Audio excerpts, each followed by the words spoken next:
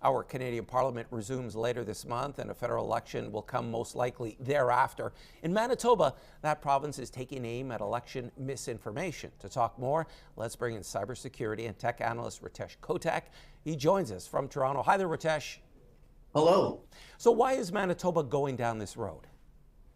I think the reason they're going down this road is this is the big issue that we're facing during elections. Deep fakes, misinformation, the fact that you can just go online and create a video of something that never actually occurred can literally mislead voters. Now, the other big issue around this is what are the do's and don'ts? If there's AI generated content, there's no real requirement for a label to be put on certain platforms telling individuals that this has been AI generated. And then we see some real extremes as well. In fact, there was a candidate running in India who created a deepfake video of his father, who was a former elected official, endorsing him. The issue is his father had already passed. Should these types of things be allowed? This is the age that we're living in and the way technology has evolved, and now laws have to catch up. Ritesh, will other provinces follow suit, do you think, and will it stop deepfakes? I do believe other provinces are going to follow suit. They got to figure out how to address this growing problem. But the big issue is it going to be effective? Are platforms actually going to comply? Are deepfakes going to continue to be online during election time? Absolutely. I think that there's a big issue when it comes to these types of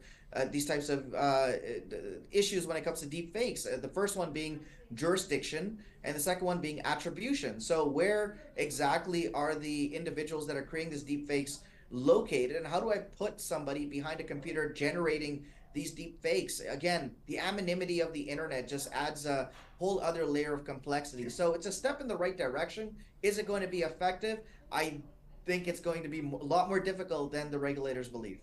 Canada's in a trade war with the United States, but so are other countries around the world. Now, U.S. tech firms are feeling the pinch from China's tariffs. Tell us more.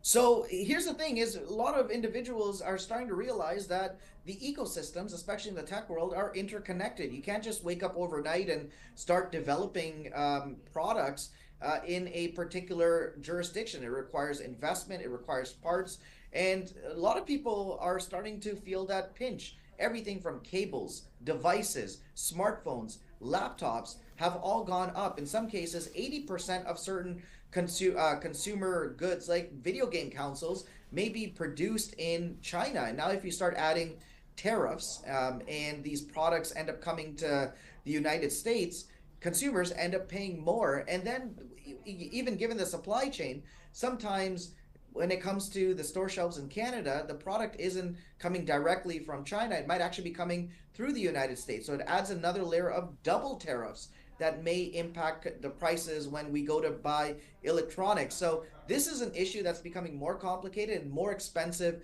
for the consumer. The price of tech is going up with this trade war. And we'll be watching that. Ritesh, always appreciate your insights. Thanks again. Thank you so much for having me. Ritesh Kotak was our guest, and to see more of our Tech Talk segments, don't forget, head to our website, ctvnewsnorthernontario.ca.